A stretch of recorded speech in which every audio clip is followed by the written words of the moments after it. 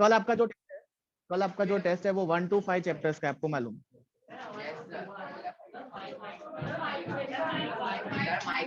आवाज नहीं आवती?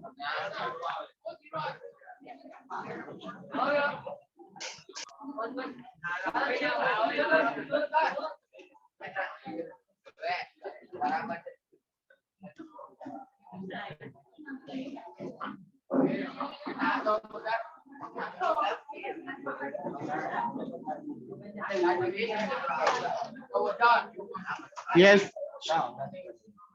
नाफी, कल आपका जो टेस्ट है वो 1 to 5 चैप्टर का है, ठीक है? NEET and JEE both. JEE में टोटल 15 क्वेश्चंस है, नीट में टोटल 30 क्वेश्चंस है। एंड मैक्सिमम क्वेश्चंस जो हमने ये वर्कशीट में किए हैं वैसे टाइप के ज्यादा होंगे, या मैंने जो थ्योरी ली है वैसे टाइप के ज्यादा होंगे, तो यू फोकस ऑन दैट, बराबर है? As far as NEET is consider, last 2 to 3 years से ऐसा ही पैटर्न है कि मैक्सिमम क्वेश्चंस है ना एनसीईआरटी ना जे આપણે કરી રહ્યા છે ને એમાંથી જ આવે છે। यू विल नॉट बिलीव 45 में से नियरली 25 क्वेश्चंस तो हमारे टेक्स्ट बुक के ही है, खाली थोड़ा उनको यहाँ वहाँ ट्विस्ट किया होता है बार। एंड जेई में थोड़ा लेवल વધારે હોય, बट आपको अगर ये सारे क्लासेस अच्छे से अटेंड किए हैं जेई नीट के और प्रैक्टिस किया है तो वो आपको आए, not a issue for that. तो बस जितना करवाया उतना प्रैक्टिस करना अच्छे से, तो कल का पेपर अच्छा ही जाएगा। तो आज हमारा टास्क है कि चैप्टर 5 जो है वो हम कंप्लीट कर दें, ठीक है? Will try to complete chapter 5 and will try to apply all the formulas जो शॉर्टकट्स हमने सीखे हैं, बराबर है? तो जो वर्कशीट आपको दिया है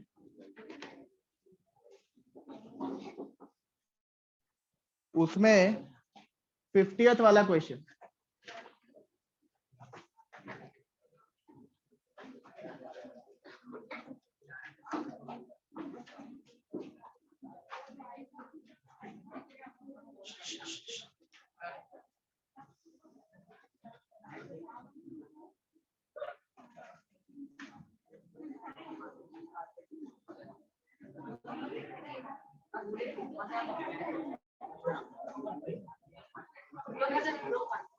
yes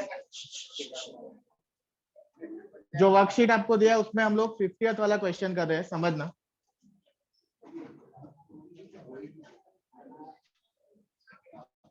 question is figure shows position versus time graph of one dimensional motion of a body of mass 0.4 kg. What is the magnitude of impulse of force? तो आपको एक ग्राफ दिया हुआ है,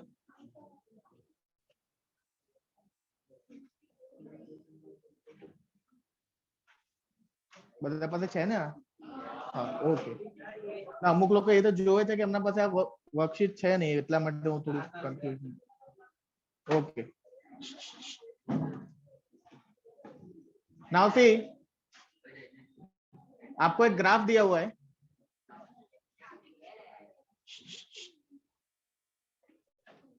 ग्राफ के अंदर y कोऑर्डिनेट जो है या y एक्सिस जो है वो x है, x एक्सिस आपको टाइम दिया हुआ है, और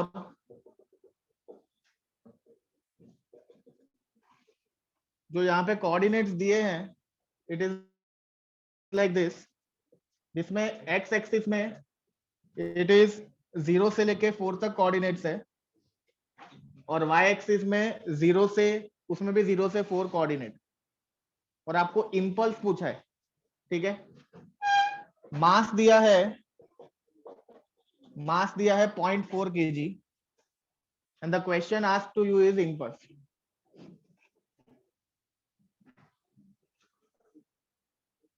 ठीक है, आपको एक ग्राफ दिया है, मास दिया है बॉडी का, और आपको इंपल्स पूछा है। पहले तो इंपल्स की फॉर्मूला क्या होती है? You can right delta P, या आप लिख सकते हैं F into delta T. So we'll go by delta p here. So you know delta p को हम क्या लिख सकते हैं? P2 minus P1. So m into V2 minus m into V1. This is V2 minus V1. Answer देखो सारे positive दिए हैं तो ऑब्वियसली हम इसको मैग्नीट्यूड में लेंगे। સર यस સ્ક્રીન બહુ બ્લર છે. ब्लर આવે છે.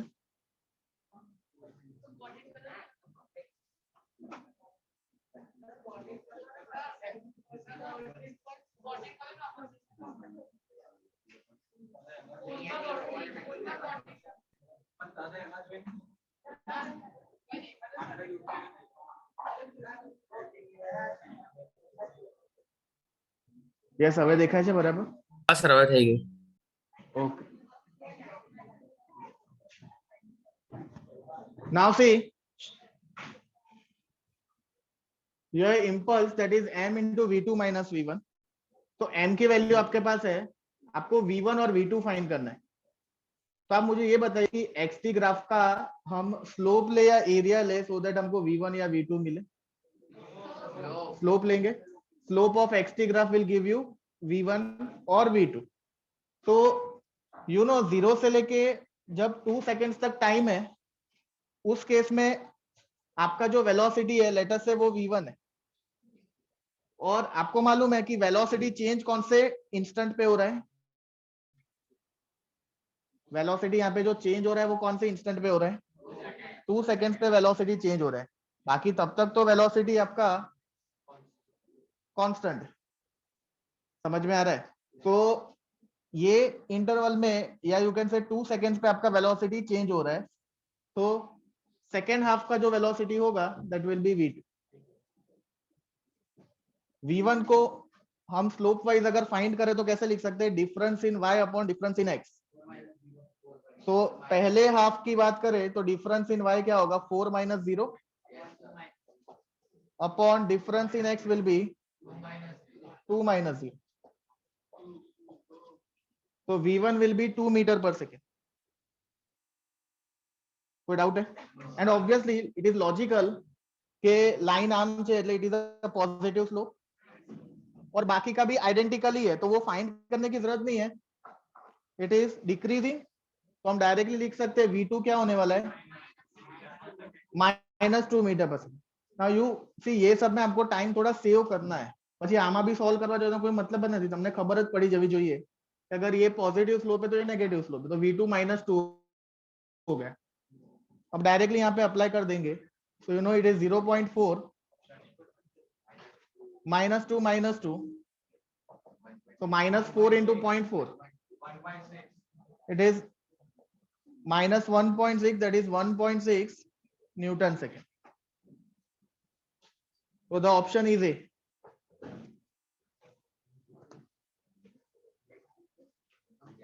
Option is A.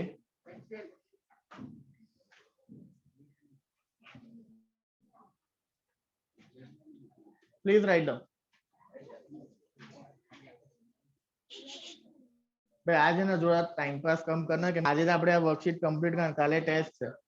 बस तो ये पूरी वर्कशीट आई थिंक उसके अंदर नियरली चैप्टर 5 के 20-21 क्वेश्चंस है, लेकिन हो जाएगा प्रोवाइडेड के થોડુંક સ્પીડમાં તમે લખો અને બધા ક્વેશ્ચનમાં ઇન્ટરેસ્ટ લો તો ફટાફટ થઈ જશે.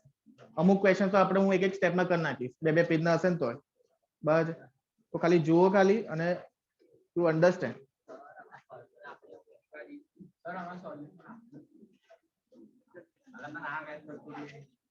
वांधो नहीं, जैसे लखू है लखो बराबर से. देखो जिनको सॉल्यूशन में समझ में आ जाता है या उसमें कुछ ऐड करना है तो आप ऐड कर लो, और नहीं लिखना, अब जिनको लिखना है वो लिखो बस. एमा कई ऐड करवो तो करो. हाँ कई बात.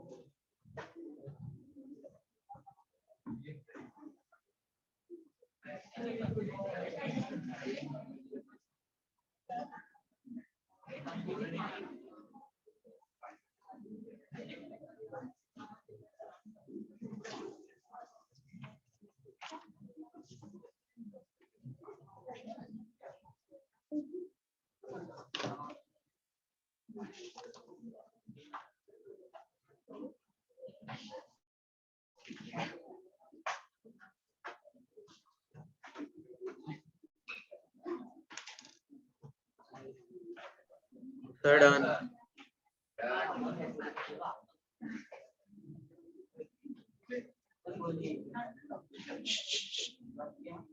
जिसका हो गया वो नेक्स्ट क्वेश्चन सोचो क्या हो सकता है उसके अंदर। सॉल्यूशन नहीं जो पहला ट्राई करवानू बस खुद अपने हिसाब से सोचो कि नेक्स्ट क्वेश्चन में क्या हो सकता है।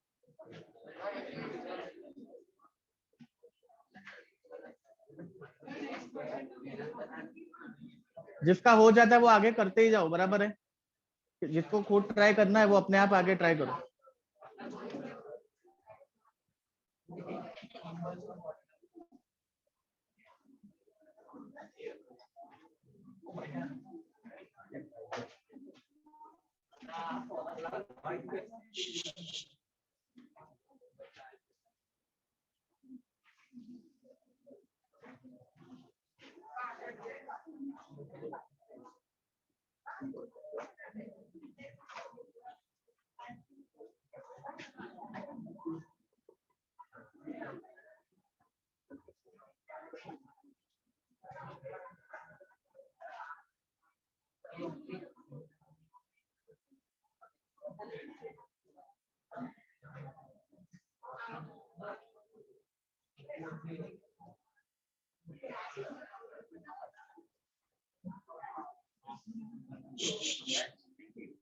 नाउ सी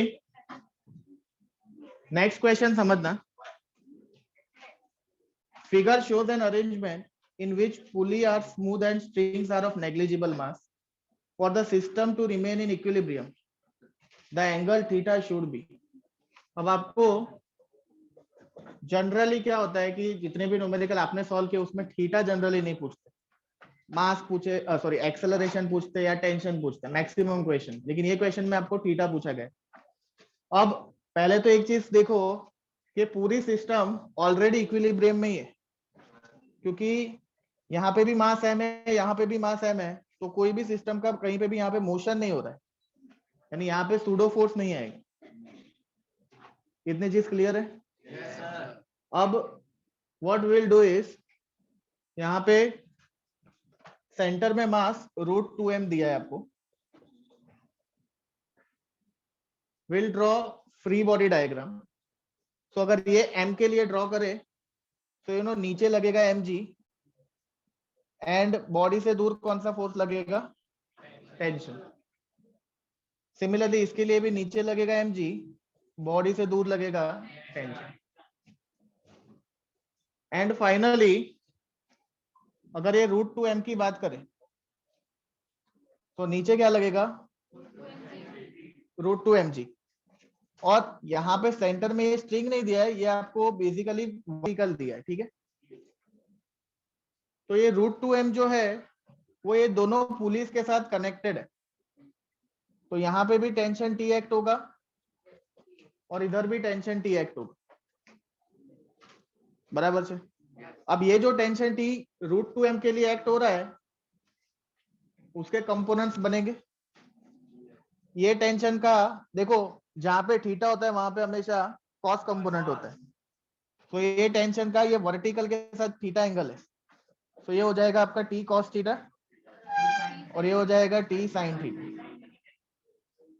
सिमिलरली ये टेंशन का भी वैसा ही होगा, ये ऊपर हो जाएगा T cos थीटा और यहाँ पे हो जाएगा T sin थीटा। कोई डाउट है यहाँ तक? तो ऑब्वियसली ये जो T sin थीटा और T sin थीटा है वो दोनों एक दूसरे को कैंसिल कर रहे हैं। लेफ्ट वाला T sin theta cancels the right वाला T sin थीटा। कोई डाउट है यहाँ तक? अब दोनों जो इंडिविजुअल मासेस m वाले हैं, अगर उसमें इक्विलिब्रियम की कंडीशंस लगाए अपन तो आपको क्लियरली मिलता है T will be equal to mg। Summation Fy0 लगाया फॉर मास m, चाहे इसमें लगाओ चाहे इसमें लगाओ, T इक्वल टू mg मिलने वाला। समझ में आ रहा है? अब √2m के लिए लगाते, √2m के लिए समेशन Fy0 लगाते, तो टोटल ऊपर वाला फोर्स कितना होगा उसके अंदर? 2t cos थीटा, और टोटल नीचे वाला फोर्स क्या है? It is √2mg। अब आपने फर्स्ट में तो t को mg ऑब्टेन किया है तो यहाँ सब्स्टिट्यूट कर दो।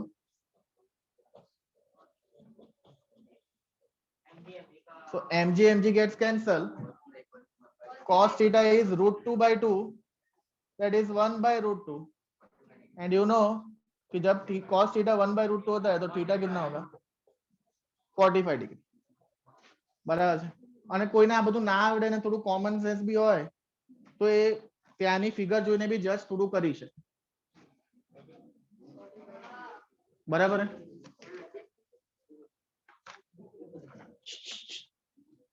अभी नेक्स्ट वाला देख ही लो साथ साथ में 52 वाला it is a textual type question ठीक है अगर टेस्ट में पूछा जाता है तो 10 20 की वैल्यू दी जाएगी question is a circular race track of radius 300 metre is banked at an angle of 20 degree तो आपको सर्कुलर रेस ट्रैक दिया है जिसका रेडियस है 300 मीटर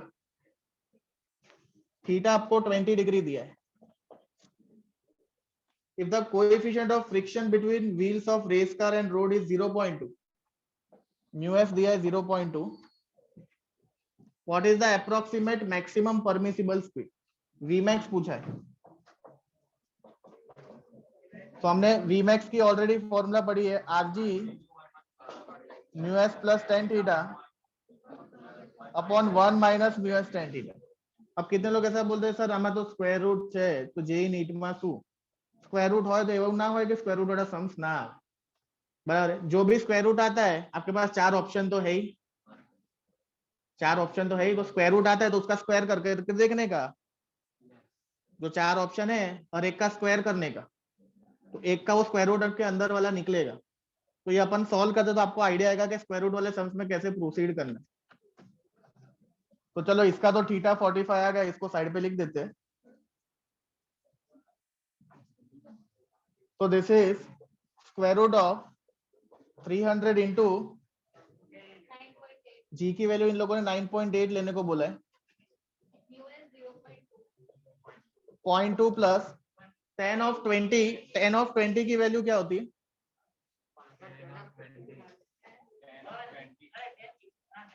10 ऑफ 20 नेचुरल 10 में જોવાની एग्जाम में आपे टेस्ट होगा तो देंगे आपको बराबर है तो 10 ऑफ 20 है किसी के पास लॉग बुक केमिस्ट्री में जो ना 10 20 ની वैल्यू नेचुरल 10 में जो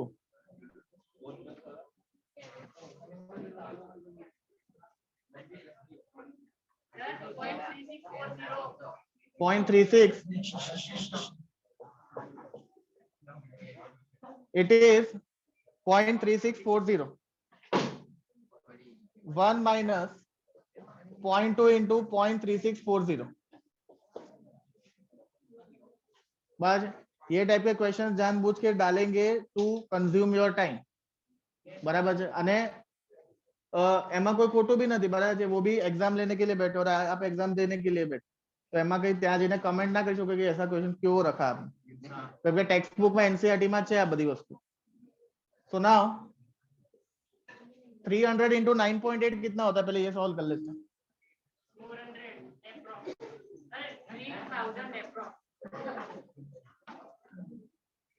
एप्रोक्स नहीं आ तो फाइन था એટલે એમાં કોઈ એપ્રોક્સિમેશન ની જરૂર નથી આ તો फाइन કરાય તમારે 980 into 3 करो ना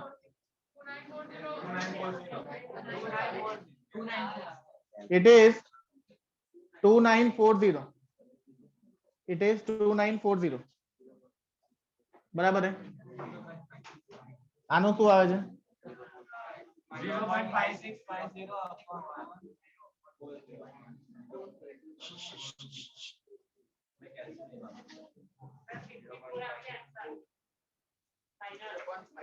ટેક્સ્ટ બુક વાળું નથી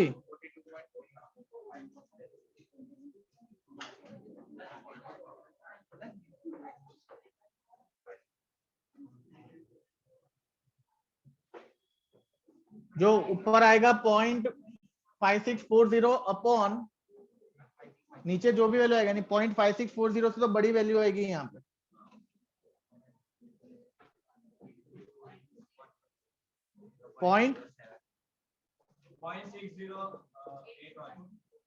.6081 so this is square root of ये कितना आता है? 42.2 स्क्वायर रूट नहीं, स्क्वायर रूट के अंदर क्या आता है वो बताओ। स्क्वायर रूट के अंदर क्या वैल्यू है? 17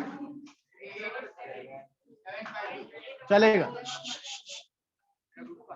स्क्वायर रूट ऑफ 1787।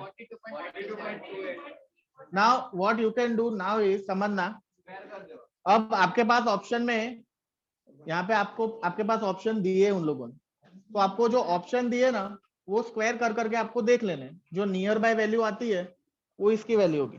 એટલે એમાં કઈ સ્ક્વેર રૂટ ની કોઈ નવી મેથડ શીખવાની જરૂર નથી તમને. So this will give you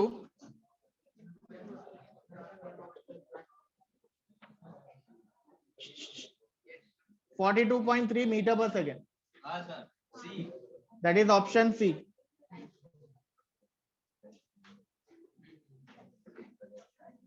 Yes, किसी को डाउट है इसके अंदर?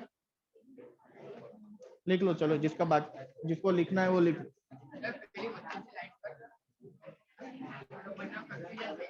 नहीं तने खबर पड़े ना.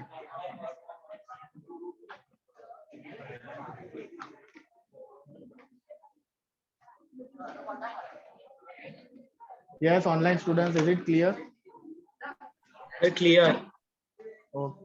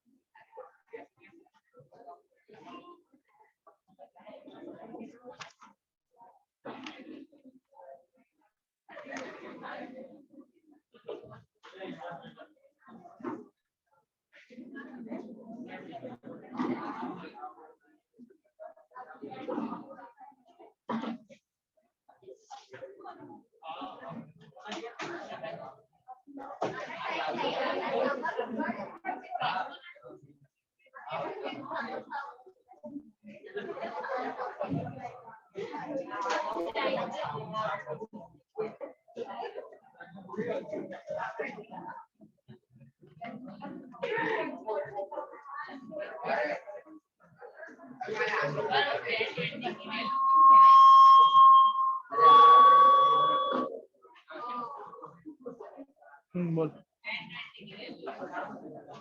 वो एग्जाम में आएगी, एग्जाम में देंगे आप.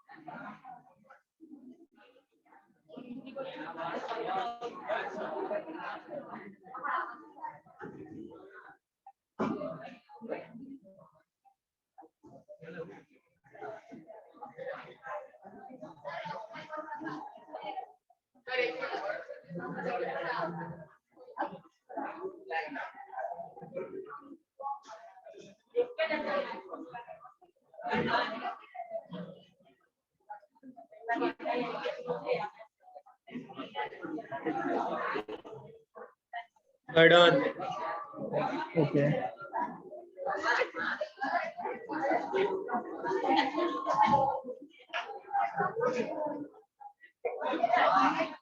Next start करो.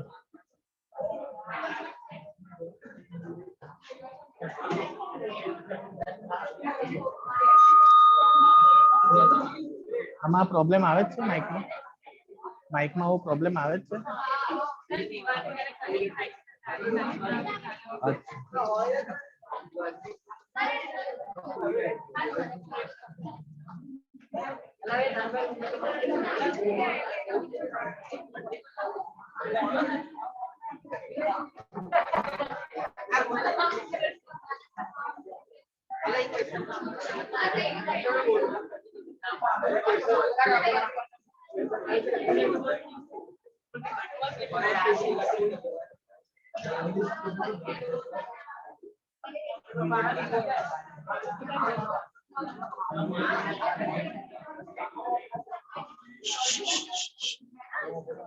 Yes. Now see,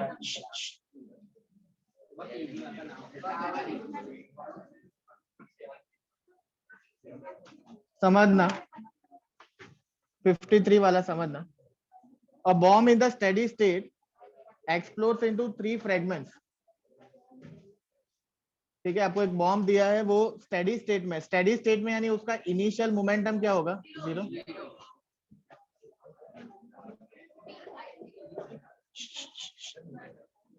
नाउ ऐसा दिया है कि it explodes into 3 fragments. 2 fragments of equal masses move with velocity 15 meter per second in mutually perpendicular direction. तो एक बॉम्ब है, उसमें से 2 fragments of mass m पाचड़ जे ने अंदर अंदर वातो ना कर.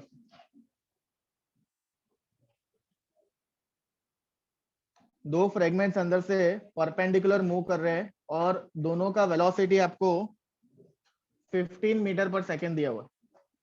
अब परपेंडिकुलर मूव कर रहे हैं मींस लेट अस से इसका जो वेलोसिटी होगा that is 15 I cap metre per second और इसका जो वेलोसिटी होगा that is 15 J cap metre per second. ठीक है, अब आगे और क्या दिया हुआ है देखो. The mass of the third fragment is equal to 3 times mass of each of this 2 fragments. अब जो थर्ड फ्रेगमेंट है उसका मास 3m दिया है. आपको पूछा है व्हाट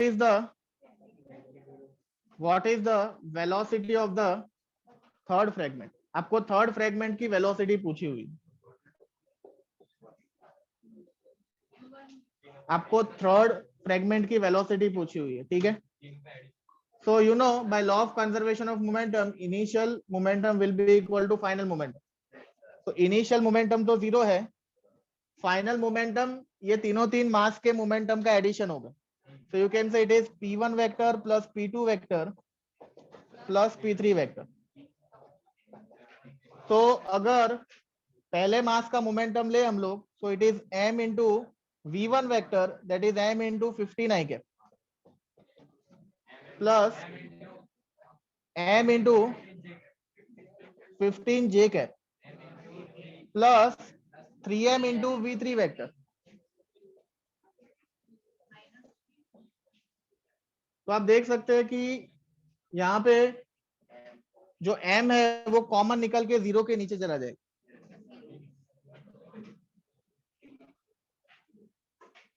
तो ये 15 आई कैप 15 जे कैप को लेफ्ट में लेके जाओगे so minus 15 I cap minus 15 J cap that is equal to 3 times v3 vector. So v3 vector will be equal to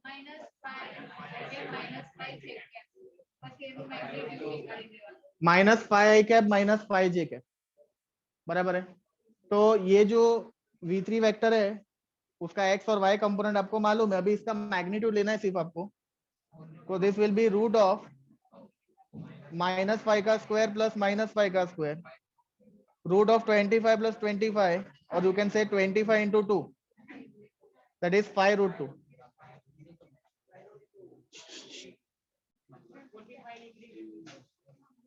किसी को डाउट है इसके अंदर? अब 54 वाला समझना. 6 bullets are fired in a second from a machine gun with velocity 400 meter per second. So total आपको 6 bullets दी हुई है. ठीक है, और हर एक का वेलोसिटी आपको 400 मीटर पर सेकेंड दिया है. The mass of the machine gun and bullet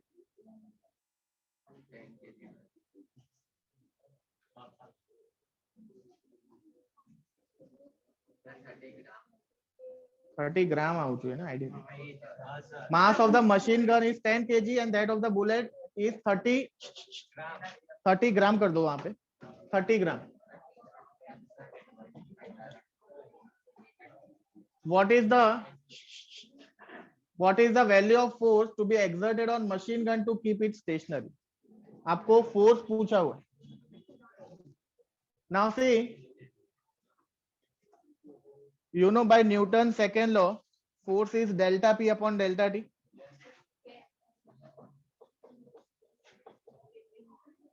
अब यहाँ पे टाइम के बारे में कुछ दिया नहीं है तो उसको हम लोग 1 सेकेंड ले लेते हैं. टाइम के बारे में कोई डेटा नहीं दिया है तो उसको हम लोग 1 सेकेंड ले लेते हैं. तो नाउ सी, डेल्टा पी को हम लिख सकते हैं P2 minus P1.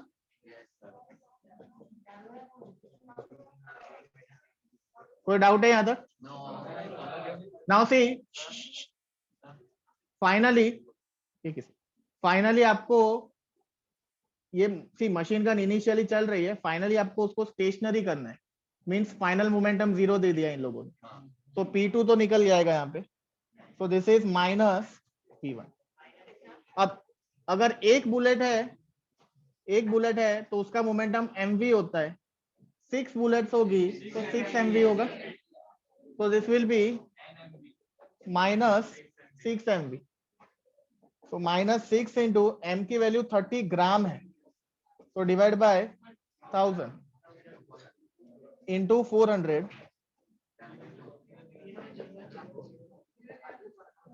That is minus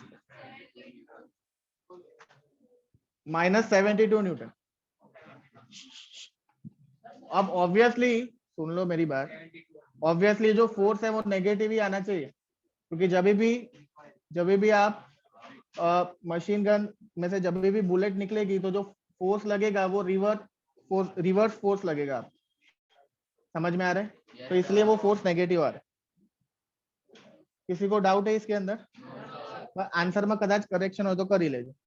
option A is correct है ना. और क्वेश्चन में 30 ग्राम कर देना बुलेट का मास.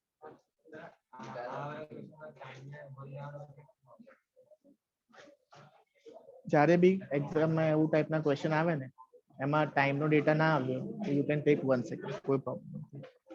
કેમ કે ન્યૂટનમાં શું આવે, કેજી મીટર પર સેકન્ડ સ્ક્વેર આવે, તો એ તારે યુનિટ લાવવું હોય તો તારે 1 સેકન્ડ લેવું જ પડે તો જ તું આગળ વધીશ. યસ, ઓનલાઈન સ્ટુડન્ટ્સ કોઈ डाउट है? No sir. ओके.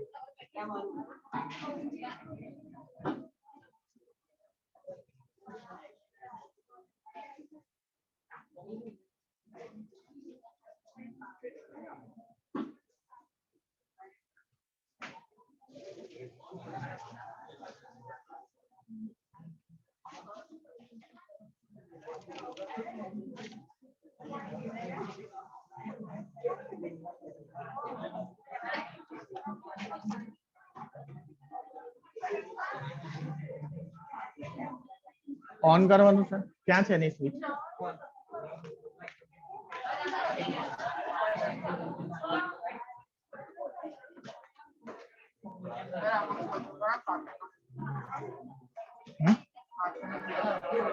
શું કરવાનું? કયો નંબર?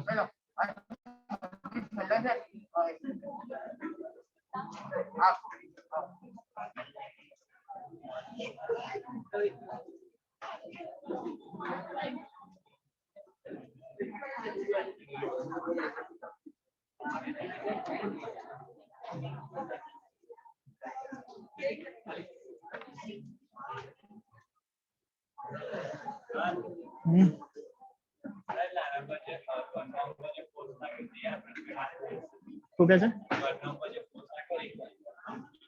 આ ફોર્સ છે ને, જ્યારે તે મશીન ગન ચલાવી ને તો આટલો ફોર્સ મશીન ગને એક્ઝર્ટ કર્યો તારી બોડી ઉપર. હા, પાછળ. અને પોઝિટિવ એટલો ફોર્સ તારે આપવો પડે એને સ્ટોપ કરવામાં. એટલે તને તારો જે શોલ્ડર છે એને 72 ન્યૂટન ફોરવર્ડ ફોર્સ આપવો પડે so that a machine gun stationary.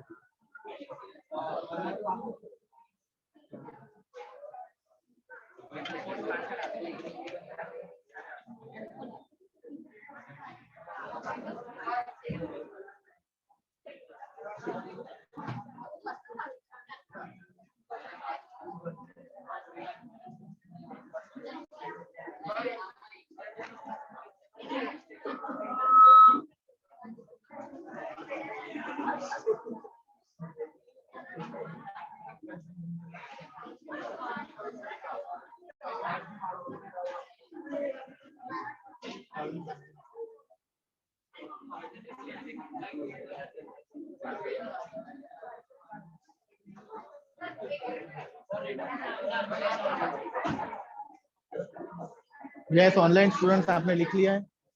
Yes, sir. Yes, sir. Okay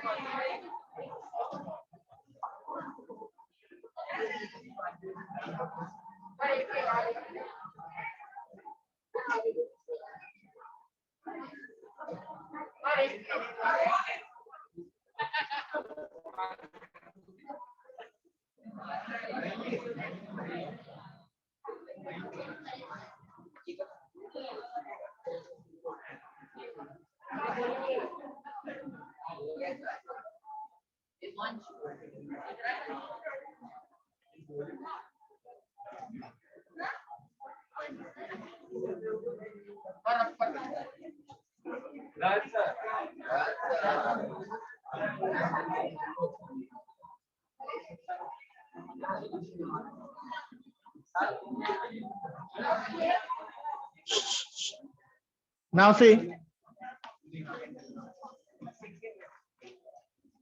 we have to solve 3 MCQs in row 55 56 and 57 तीनों सिंपल है समझना खाली पहले 55 वाला समझना as shown in figure force of 100 Newton is applied horizontally on a block of mass 4 kg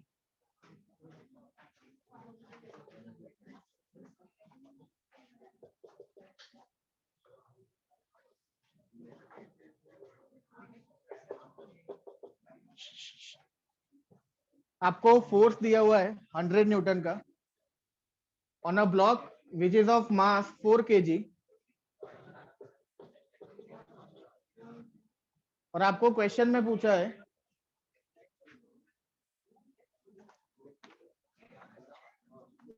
what is the coefficient of friction between the block and the आपको block और wall के बीच में कोएफिशिएंट ऑफ फ्रिक्शन म्यूएस पूछा है ठीक है So question asked is mu s g का value 10 लेना है आपको नाउ सी यहाँ पे जनरली हमको ब्लॉक हॉरिजॉन्टल फ्लोर पे देते हैं यहाँ पे वर्टिकली वॉल पे दिया हुआ है तो सबसे पहले तो इसका फ्री बॉडी डायग्राम बनाएंगे तो यू नो वेट कहाँ पे लगेगा नीचे दैट इज mg कोई डाउट है यहाँ तक अब आपको खाली इतना बताना है कि नॉर्मल सुन लो मेरी बात नॉर्मल ऊपर लगेगा लेफ्ट में लगेगा कि राइट में लगेगा या नीचे लगेगा एग्जैक्टली लास्ट टाइम बताया था ये चीज मैंने जो सरफेस होता है उसको 90 डिग्री पे नॉर्मल लगता है आपको मालूम है तो यहाँ पे जो सरफेस है या जो वॉल है वो वर्टिकल है तो ये केस थोड़ा स्पेशल केस है जिसमें नॉर्मल हॉरिजॉन्टल एक्ट हो रहा है यहां तक कोई डाउट है अब ये जो ब्लॉक है उसका टेंडेंसी क्या है नीचे गिरने का है तो व्हाट विल अज्यूम कि जो फ्रिक्शनल फोर्स लग रहा है वो ऊपर के डायरेक्शन में लगेगा ठीक है तो the frictional force is in upper direction that is F S फिर से मैं बता रहा हूँ ये ब्लॉक नीचे गिरना नहीं चाहिए ऐसा बोला है लेकिन जो फ्रिक्शन होगा वॉल और ब्लॉक के बीच में वो हमेशा कहाँ लगता है जो जहां टेंडेंसी होती है ब्लॉक की मूव करने की उसके ऑपोजिट लगता है अब ये ब्लॉक का टेंडेंसी नीचे गिरने का है तो फ्रिक्शन ऊपर लगेगी तो दैट इज एफ एस तो लेट अस इक्वेट तो आपको मालूम है कि नॉर्मल तो आपका कैपिटल एफ होगा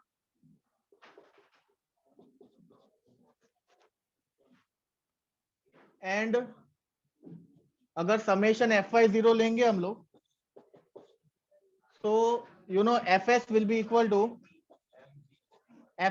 equal to mg कोई डाउट चाहिए सुधी इसमें सॉल्यूशन मत देखना बराबर है हर बार सॉल्यूशन सही नहीं होता है तो सॉल्यूशन मत देखना ये जो मैं करवा रहा हूँ वो conceptually correct so now fs को हम क्या लिखेंगे fs की फॉर्मूला क्या है general formula mu s into n that is equal to mg अब n की वैल्यू यू नो लेफ्ट वाला और राइट वाला फोर्स सेम होता है, तो n की वैल्यू तो हमने फाइंड कर दी 100. तो mu S into 100 that is equal to mg. So mu s is mg upon 100. So this is 4 into 10 upon 100. 40 upon 100 is that is 0.4. That is 0.4.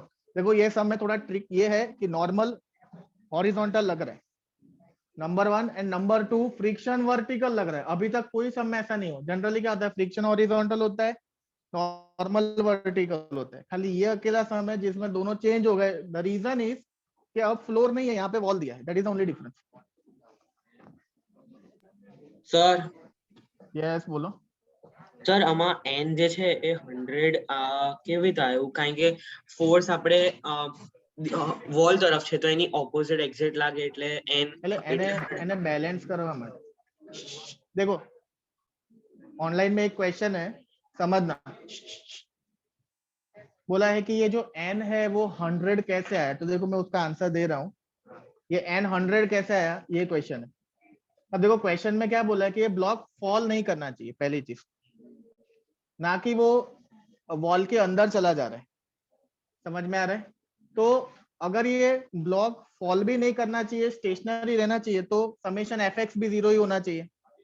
और समेशन एफ एक्स 0 यानी क्या, left में जो फोर्स लग रहा है और राइट में जो फोर्स लग रहा है वो बैलेंस होना चाहिए, वो इक्वल होना चाहिए. तो लेफ्ट में 100 न्यूटन लग रहा है और राइट में नॉर्मल लग रहा है, तो दोनों जब इक्वल होंगे तभी वो स्टेशनरी रहेगा. नहीं तो वो क्या होगा, दीवार मतलब वो जो वॉल है उसके अंदर चला जाएगा. समझ में आ रहा है? Is it clear? Yes sir. Okay.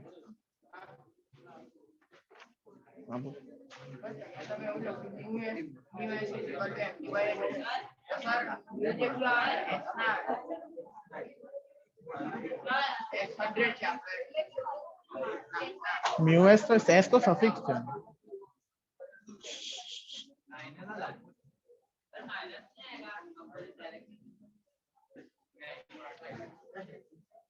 જ્યારે પણ સમેશન fx0 લખીએ તો શું લખીએ આપણે, તે જ રીતે શીખેલું છે એ પ્રમાણે 100 minus n equal to 0. 100 minus n equal to 0, तो 100 equal to n થઈ જાય. ओके. नाउ सी 56 वाला देखो. 56 वाला देखो. आपको एक ft ग्राफ दिया है एंड आपको बोला है what is the change in value of momentum in the interval 0.02 to 0.06 seconds. 0.02 से 0.06 सेकेंड के बीच में 0.02 से 0.06 सेकेंड्स के बीच में आपको चेंज इन मोमेंटम फाइंड करना है. और जो ग्राफ दिया है वो f वर्सेस t का दिया हुआ है. f वर्सेस t का ग्राफ दिया हुआ है. Now you know impulse is change in momentum and that is f into delta t. Impulse जो होता है that is change in momentum and that is f into delta t. And generally ये चीज मैंने आपको चैप्टर 3 में सिखाई थी. जब भी दो कोऑर्डिनेट्स का मल्टीप्लिकेशन हमको फाइंड करना होता है, जैसे y कोऑर्डिनेट f है, x कोऑर्डिनेट t है, मल्टीप्लिकेशन फाइंड करना होता है तो हमेशा एरिया लेने. डिवीजन हमेशा स्लोप होता है. Difference in y upon difference in x. જ્યારે પણ ડિવિઝન કોઓર્ડિનેટ્સ નું ફાઇન્ડ કરવાનું હોય ને તો સ્લોપ લેવાનું एंड मल्टीप्लिकेशन फाइंड करना है तो एरिया लेने का. यहाँ पे f into delta T coordinates का मल्टीप्लिकेशन फाइंड करना है तो हमको एरिया लेना पड़ेगा फ्रॉम 0.02 टू 0.06. 0.02 टू 0.06 क्यों लिया, क्योंकि क्वेश्चन में पूछा. सो नाउ इतने सेक्शन का आपको एरिया लेना पड़ेगा. So you know vertically it is 20 and horizontally it is 0.04. કેટલું આવશે? It is coming 0.8 kg metre per second. Momentum का जो यूनिट होगा वही आएगा. किसी को डाउट है इसके अंदर?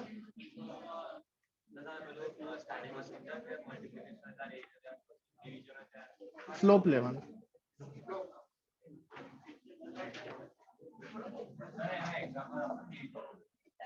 એક્સ ટી ગ્રાફ છે તો X by T delta X by delta T V થાય એટલે આપણે સ્લોપ લઈએ. વીટી ગ્રાફ છે એનું મલ્ટીપ્લિકેશન કર acceleration a is v by t થાય. સોરી એટી ગ્રાફ હોય એનું મલ્ટીપ્લિકેશન કર શું આવે વેલોસિટી આવે.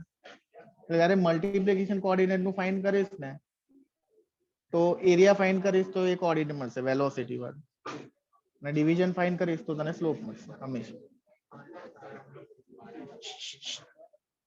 એટલે એરિયા હોય એટલે હંમેશા મલ્ટીપ્લિકેશન યાદ રાખવાનું, સ્લોપ હોય તો ડિવિઝન યાદ રાખવાનું. नाउ सी 57 वाला देखना, 57 वाला समझ लो, बाद में लिखना पहले समझ लो. A force acts on an object of mass 2 kg at rest for 0.5 seconds. तो इनिशियली एक बॉडी रेस्ट पे दिया हुआ है आपको, उसका मास 2 kg है और टाइम दिया हुआ है 0.5 seconds. After the force stops acting the object travels a distance of 5 metre. Distance वो ट्रैवल करता है 5 मीटर इन 2 सेकेंड्स. आपको क्वेश्चन में पूछा है hence the magnitude of the force will be. Force का मैग्नीट्यूड कितना ये आपको पूछा गया है. Now see, initially body rest पे है, आपने लेटर से F फोर्स लगाया, ठीक है. तो जो फोर्स आपने लगाया वो कितने इंटरवल के लिए लगाया 0.5 के लिए, बराबर है. और जो डिस्प्लेसमेंट हुआ फोर्स लगाने के बाद वो 5 मीटर का हुआ इन 2 सेकेंड्स. आपको पूछा है मैग्नीट्यूड ऑफ फोर्स कितना होगा. अब सबसे पहले तो देखो इनिशियल वेलोसिटी आपके पास है, आपको पहले फाइनल वेलोसिटी लेनी है. तो final velocity d by t होगी. So it is 5 by 2, that is 2.5 metre per second. यहां तक कोई डाउट है? So now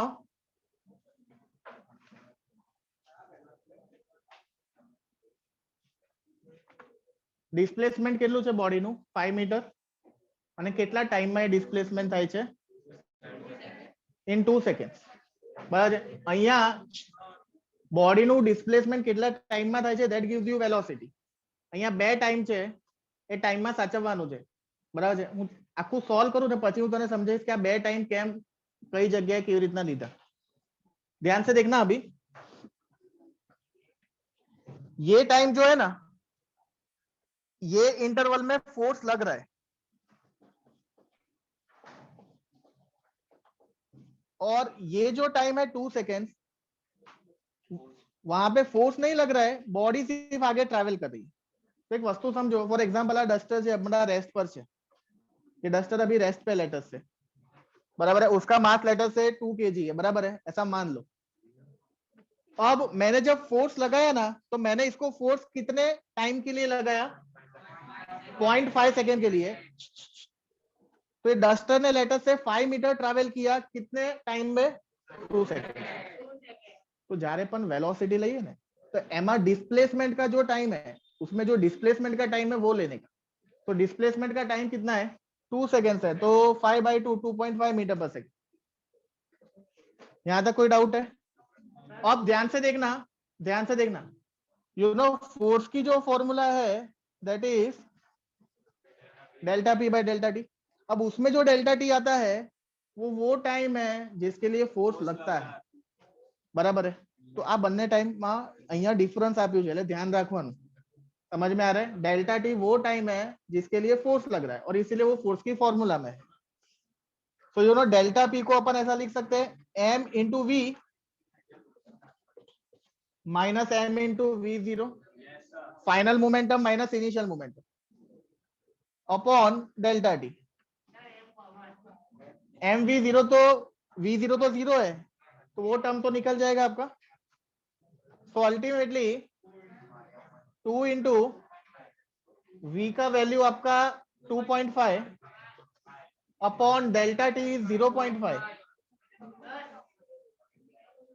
5 upon 0.5, that is 10 Newton.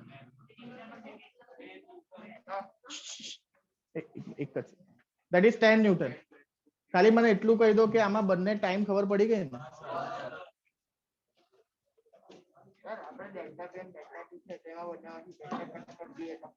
શું કરવું છે? ના ના એવું ના કરવું.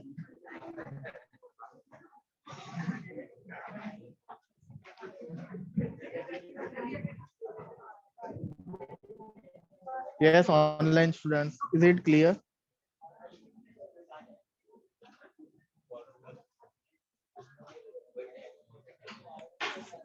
Yes.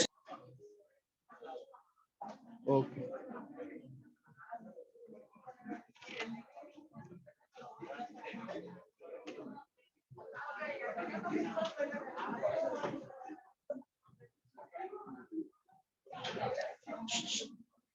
जिसका हो जाता है वो 60 और 61 वाला ट्राई करना, उसके बीच में जो है वो वेक्टर्स वाले, वो मैंने ऑलरेडी वैसे टाइप के करवा दी। चैप्टर 5 के ही हमको आज करने हैं, तो 60 और 61 वाले करना।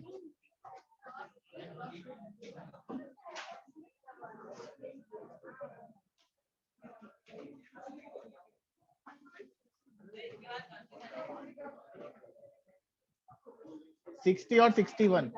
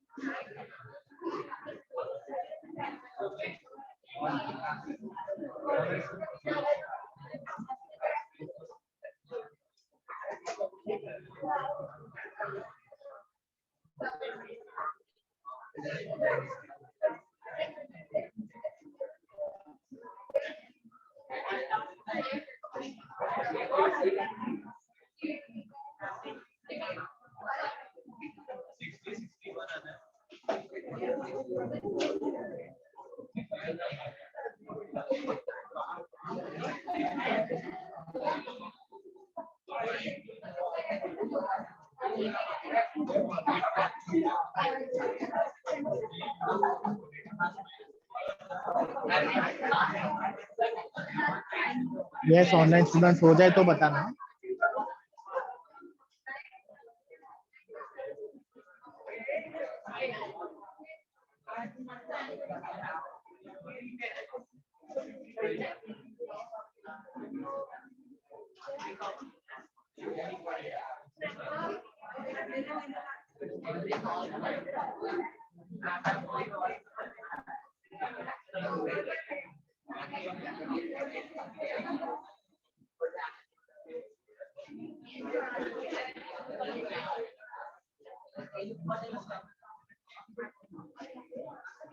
Sir, done.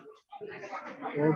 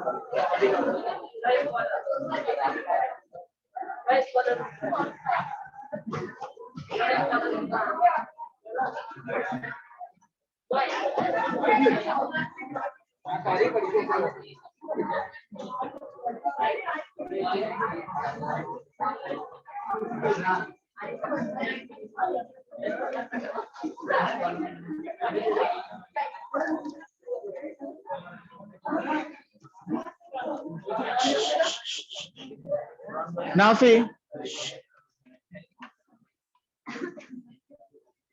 60th वाला क्वेश्चन समझना. A body of mass 20 kg and another 60 kg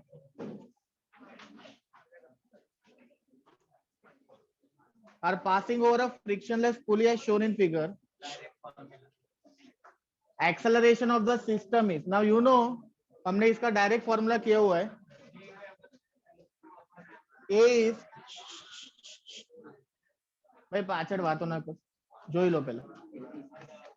A is difference of mass upon addition of mass into G. इसका शॉर्टकट हमने किया है, difference of mass into addition of mass into G. So this is m2 minus m1 upon m2 plus m1 into G. So you know m2 60 दिया हुआ है आपको, so 60 minus 20 upon 60 plus 20 into G का value 10 ले लेते हैं, तो 40 upon 80 into 10, and that is 5 metre per second square. कोई डाउट है ना अंदर? सपोज तुमको टेंशन पूछते हैं तो डायरेक्टली आएगा. It is 2 times m1 m2 upon m1 plus m2 into G. Shortcut मैंने इसका भी करवाया. Tension will be 2 times m1 m2 upon m1 plus m2 into G. So that you can do. बराबर है.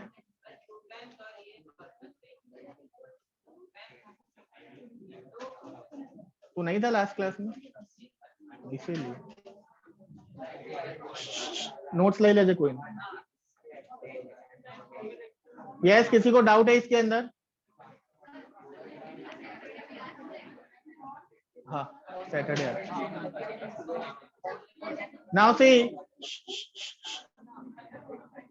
भाई पाछड़ वातो ना करो.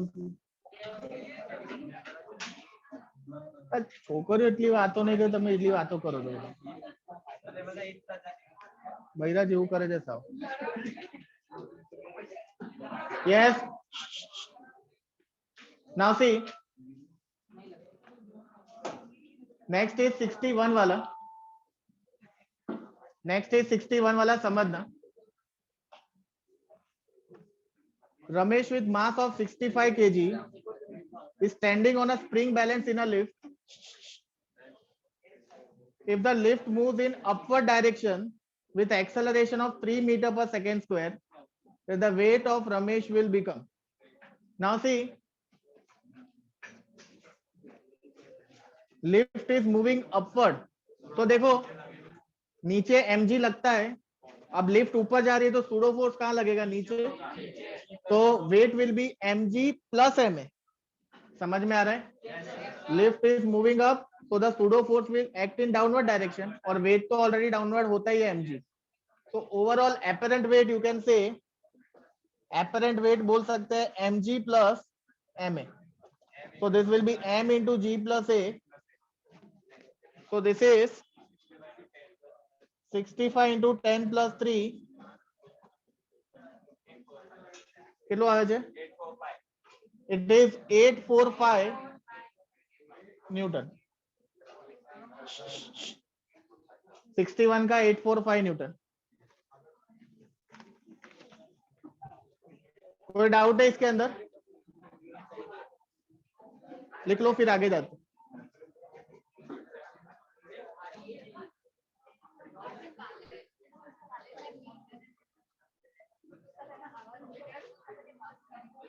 હા ના આવા ટાઈપ ના કાલું પેપર મેં ડિઝાઇન કર્યું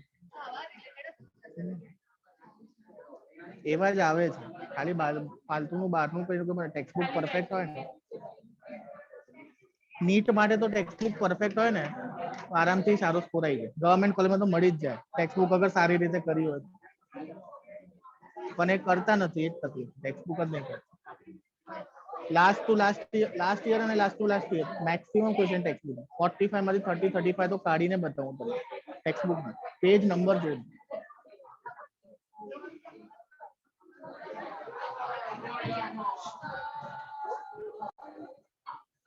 સર શું બધું મેં પેપર મોકલું તમને પીડીએફ ફાઇલ એકવાર કોઈ નથી ઝેરોક્સ માટે આપી દીધું ફાઇનલાઇઝ કરી દીધું આપી દો ને।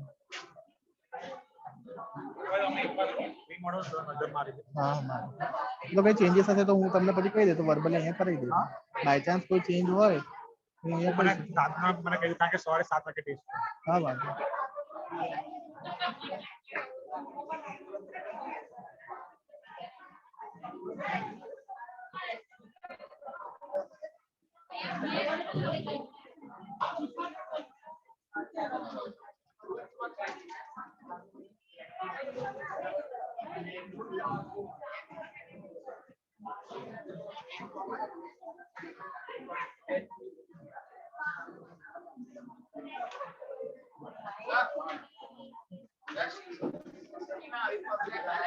ચાલે ના શેમાં?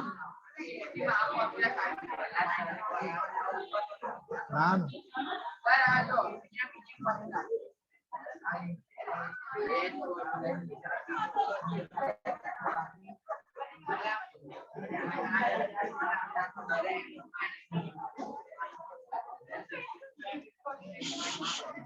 yes now see समझना।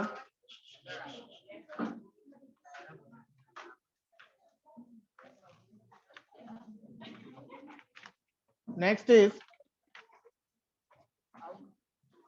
क्वेश्चन 63 वाला देखना। Now see it is a textual question. आपको एक ब्लॉक दिया है इंक्लाइन प्लेन पे, आपको कोएफिशिएंट ऑफ स्टैटिक फ्रिक्शन पूछा है। It is same as textual question, उसमें आपने ऑलरेडी उसको सॉल्व किया हुआ है टेक्स्ट बुक में, that is mu S equal to tan theta.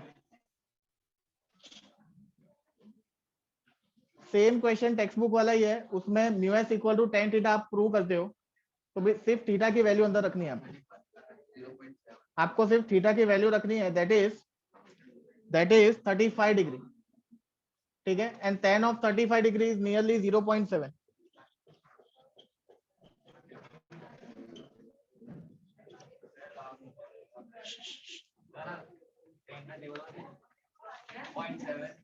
Value 35 नहीं આપેલી હશે અગર નહીં હોય તો। નાउ सी हाँ कोई बात नहीं।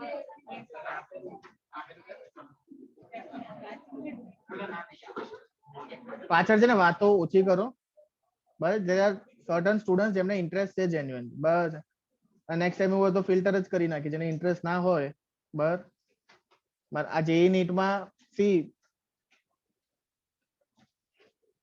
જ્યારે ક્વેશ્ચન્સ આવશે ટફ પેપર નીકળશે બરાબર અને મારું છટક્યું તો ફાઇનલ પેપર હું બી કાઢી શકું તમારું બસ અને એમાં પછી ક્વેશ્ચન નાખીશ તો ખબર બી નહીં પડે કઈથી શું ટ્વિસ્ટ થયું છે ટેક્સ્ટ બુક ના જશે દેખાશે મસ્ત ટેક્સ્ટ બુક જેવા જ બટ એક નાના ખાલી એક વેલ્યુ ચેન્જ કરી નાખીશ એક ખાલી ગ્રામર નું બી અંદર થોડુંક ચેન્જ કરી નાખીશ ને તો આખો મિનિંગ ચેન્જ થઈ જાય ક્વેશ્ચન બસ એટલે બધું ધ્યાન આપો નાની નાની વસ્તુ અમુક ક્વેશ્ચન હું બી નાખીશ ફાઇનલ પેપરમાં તમારા 4-5 ક્વેશ્ચન આમ બધું ધ્યાન આપેલું હશે તો ખબર પડશે समझ में आ रहा है ये I am trying to cover all the basics of chapter 5 તમારું બહુ વીક છે એ તમને બી ખબર છે સ્પેશિયલી બાયો સ્ટુડન્ટ બરાબર છે અને મેથ્સ સ્ટુડન્ટ નું તો વીક છે જ એવું નથી કે એમનું નથી આ એમનું સોલ્યુશન ભલે એમને પાવરફુલ આવડતું હોય બટ આ બી જોઈએ એના માટે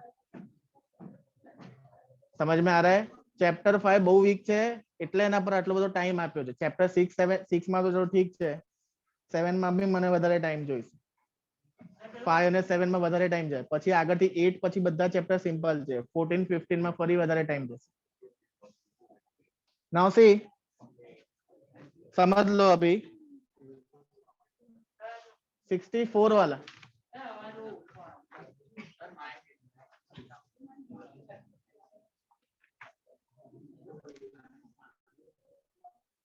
હવે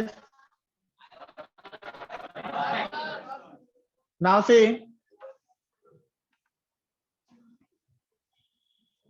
64 वाला समझना very important a disk is rotating around its center in a horizontal plane at the rate of 60 rotation per minute आपको बोला है 60 रोटेशन पर मिनट से आपका डिस्क रोटेट हो रहा है ठीक है 60 रोटेशन पर minute so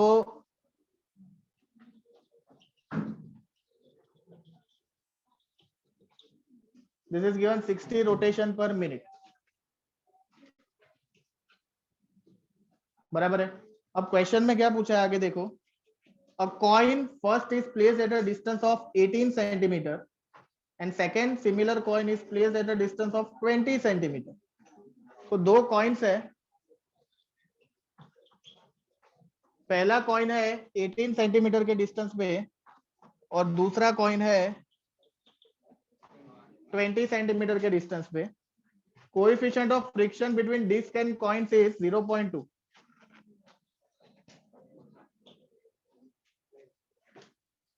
which coin will be thrown away from the disk which coin will be kept rotating with the disk इसका मैंने एक शॉर्टकट आपको लिखवाया था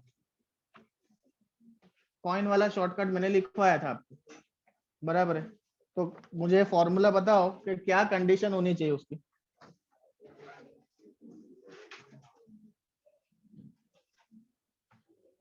R should be less than equal to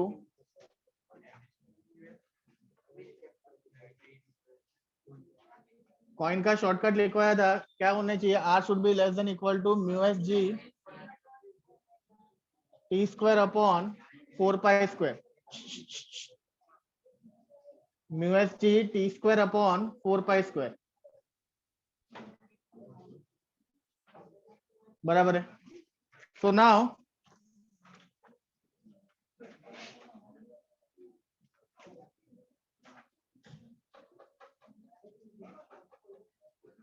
ये फॉर्मूला डायरेक्टली आपको idea आ जाएगा कि कितने रेडियस तक कॉइन रहना चाहिए सो दैट वो सेफली अंदर डिस्क के साथ रोटेट कर सके समझना अब इसके अंदर से आपको डेटा वाइज देखने जाए तो म्यू एस की वैल्यू उन लोगों ने दी हुई है जी की वैल्यू 10 होती है आपको टी फाइंड करना है तो अब एक ध्यान से देखो यहाँ पे बोला है 60 रोटेशन पर मिनट यानी मैं ऐसा लिख सकता हूँ कि 60 rotations correspond to 1 minute 1 minute यानी 60 सेकेंड्स 60 रोटेशन डिस्क को करने के लिए 60 सेकेंड्स लगते हैं तो टाइम पीरियड क्या होता है एक रोटेशन का टाइम पीरियड की डेफिनेशन क्या होती है एक रोटेशन का जो टाइम लगता है उसको टाइम पीरियड बोलते हैं तो 60 rotation corresponds to 60 seconds so one rotation will correspond to capital T second तो कैपिटल टी की वैल्यू ऑब्वियसली क्या होनी चाहिए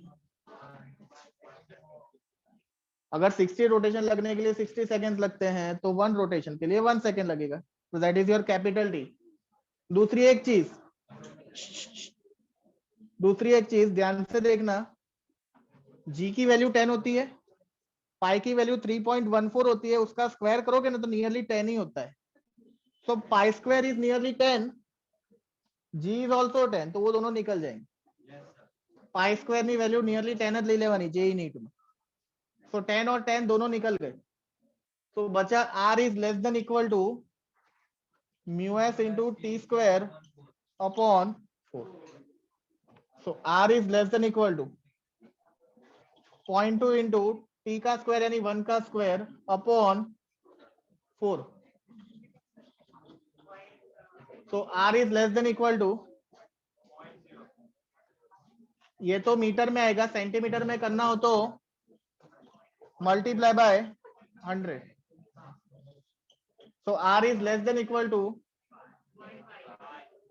5 centimetre. r is less than equal to 5 centimetre.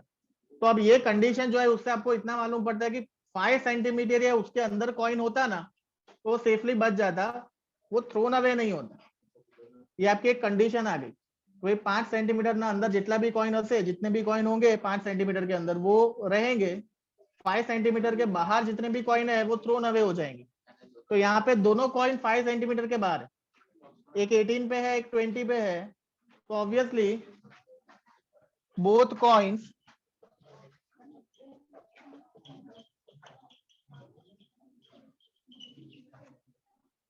Coins will be thrown away.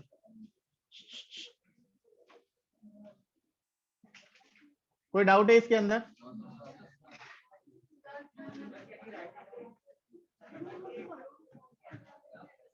Metre થી centimetre માં multiply કરવાનું, answer metre માં આવતું હતું અને 100 મલ્ટીપ્લાય કરો એટલે સેન્ટીમીટર માં।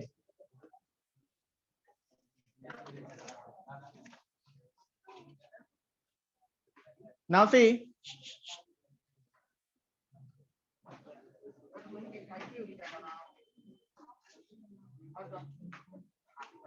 चलो इतना लिख लो फिर आगे जाते। Yes, sir.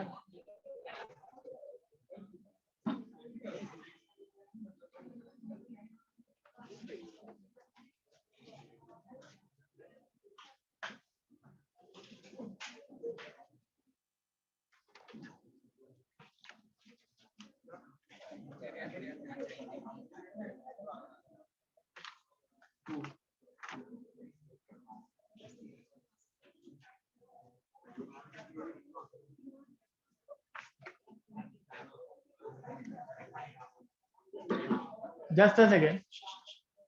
नाउ सी, इसमें जो लास्ट वाले सम्स है ना आपके, जो आपके लास्ट वाले सम्स है उसमें वो कांटेक्ट फोर्स वाला मैंने करवाया था पूरा, उसके बेस में एक सम है, एक स्ट्रिंग वाला मैंने जो करवाया था उसका एक सम है। समझ में आ रहा है? जो नई चीज अंदर से है ना वो 65th वाला सम है। तो इसके बाद हम लोग खाली वो कर लेंगे एटलीस्ट, तो हमारा जो मेजर पोर्शन डिस्कशन का है वो सारा हो जाए। उसके बाद के जो सम्स है ना वो आप ट्राई कर सकते हो, क्योंकि वो कांटेक्ट फोर्स वाला केस और टेंशन इन स्ट्रिंग वाला केस मैंने ऑलरेडी करवा दिया। समझ में आ रहा है? तो એમાં ખાલી વેલ્યુ જ નાખવાની છે, એ તમે કરી શકો છો। मेन जो है वो ये 65 वाला है जो आपको देखना है। 65 वाला है वो थोड़ा ट्रिकी है, वो थोड़ा देखना है, ठीक है?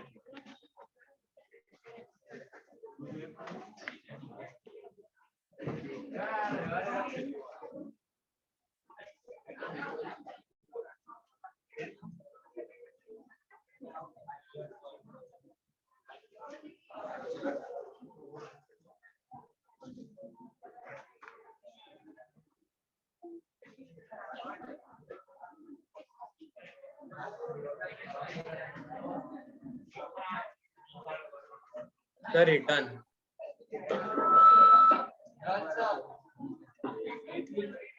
नाउ सी,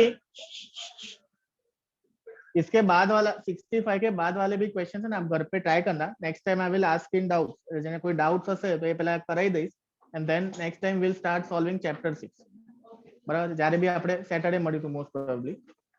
ખાલી 65 वाला देख लो, पूरा ट्रिकी है इसलिए।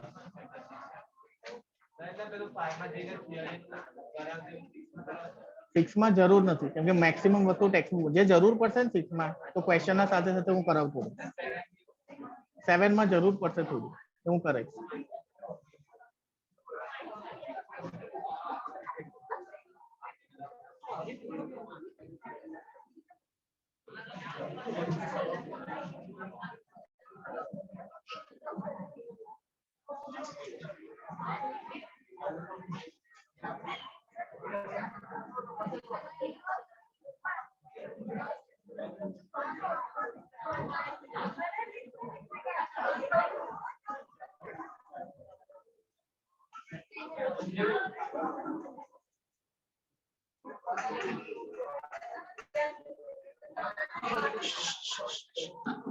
Yes.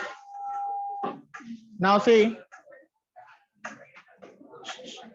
समझना 65th वाला समझना 65th वाला समझना वेरी इंपॉर्टेंट. अगेन ये कैटेगरी का सम खाली मैंने थ्योरी में नहीं करवाया है, इसलिए खाली 65th वाला देख लो. बाकी सारे सम जो है या तो वो टेक्स्ट बुक में से उठाए हुए हैं या वैसे टाइप के हैं, या फिर जो मैंने आपको लास्ट टाइम थ्योरी ली थी उसमें वैल्यूज डाल के आप डायरेक्टली फाइंड कर सकते हो.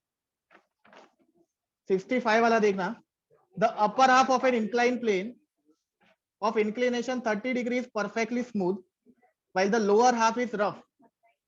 A block starts from rest from the top of the plane, and if it comes back to rest at the bottom, what is the coefficient of kinetic friction between surface of block and rough surface of inclined plane? आपको coefficient of kinetic friction बोला है. अभी तक क्या था, pure smooth surface था या pure friction वाला सरफेस था. अभी इसमें क्या बोला है, आधा सरफेस स्मूथ है, आधे में फ्रिक्शन. और आपको जो फ्रिक्शन वाला सरफेस है उसके लिए आपको म्यू के फाइंड करना है. आपको म्यू के फाइंड करना है. एक इंक्लाइन प्लेन है जो 30 डिग्री पे रखा हुआ है, उसके ऊपर मास m रोल हो रहा है नीचे. नाउ सी, ये जो मास m नीचे जा रहा है तो आधा सरफेस स्मूथ है और आधा फ्रिक्शन वाला सरफेस. तो आपको जो फ्रिक्शन वाला सरफेस है उसके लिए म्यू के की वैल्यू फाइंड करनी है. Now see, you know one form of energy gets converted into another form. तो जब वो टॉप पे है, जब ब्लॉक टॉप पे है तो उसके पास कौन सी एनर्जी होगी, पोटेंशियल एनर्जी. और ये पोटेंशियल एनर्जी जितने भी उसके पास पजेस्ड है वो सारी फ्रिक्शन को ओवरकम करने में यूज हो जाएगी. जितना भी फ्रिक्शन वो सरफेस पे आएगा उसको ओवरकम करने के लिए एक आपकी पोटेंशियल एनर्जी यूज हो जाएगी. तो you can write potential energy will be equal to the energy required to overcome friction. Energy required to overcome friction. बराबर है. अब ये जो मास यहाँ पे लेटस से, उसके ऊपर कौन से फोर्सेस लगेंगे, mg लगेगा. उसके दो कंपोनेंट्स होंगे, mg cos theta and mg sin theta. कोई डाउट है? नाउ सी, जब ये ब्लॉक टॉप पे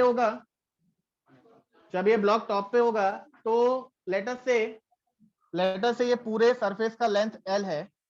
तो जब ये ब्लॉक टॉप पे होगा, कौन सा फोर्स होगा जो उसको नीचे स्लाइड करवाने में हेल्प कर रहा है, यहाँ पे mg sin थीटा. बराबर है. तो ध्यान दीजिए, जो you know potential energy is mgh. बराबर है. तो यहाँ पे पोटेंशियल एनर्जी को मैं लिख रहा हूं, ध्यान से देखना, mg sin theta into L. mg sin theta into L. अब ये कैसे लिखा है वो समझ लो,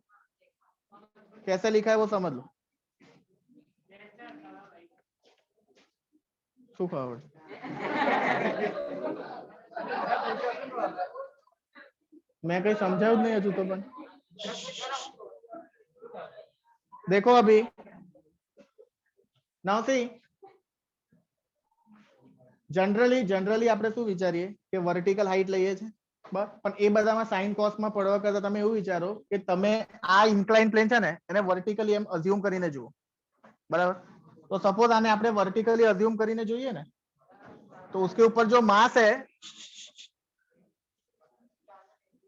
उसके ऊपर mg sin थीटा लगता है, और उसकी जो हाइट होगी वो कितनी है मैक्सिमम पे l होगी, बराबर है? એટલે मैं લખ્યું mg sin theta into l। अब ध्यान से देखना, उसको ओवरकम करने के लिए यहाँ पे नॉर्मल लगेगा, ठीक है? उसको ओवरकम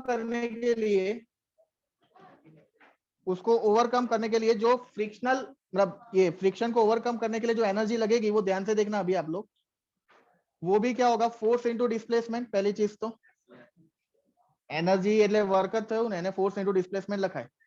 तो फ्रिक्शन कितने पार्ट में है? आधे पार्ट में है, तो डिस्प्लेसमेंट उसका क्या होगा L/2।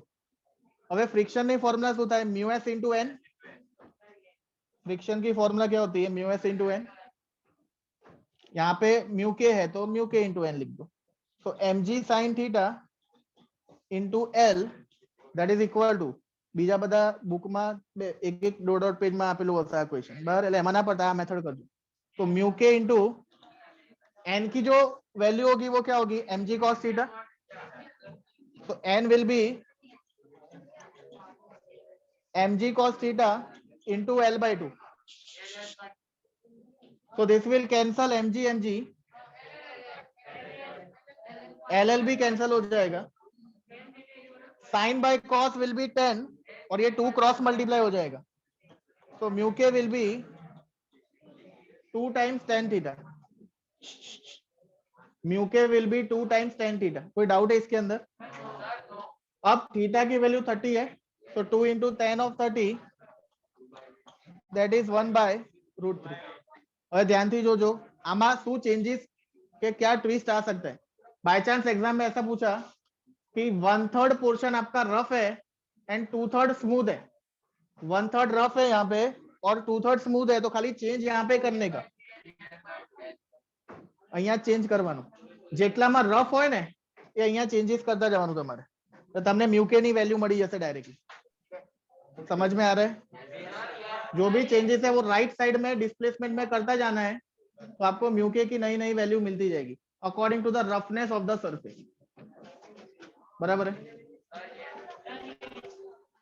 होप के कालનું પેપર સારું જશે બસ।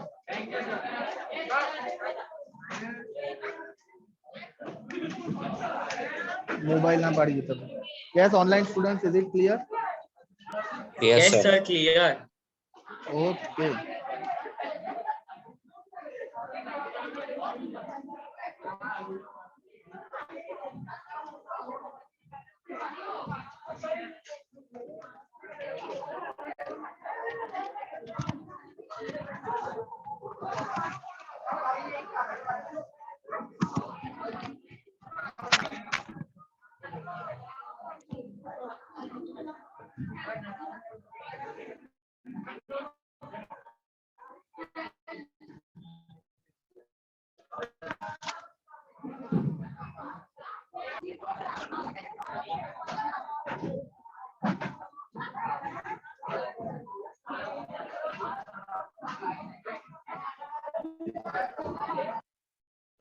ऑनलाइन स्टूडेंट जिसका हो गया दे कैन लीव, जिसका हो गया दे कैन लीव।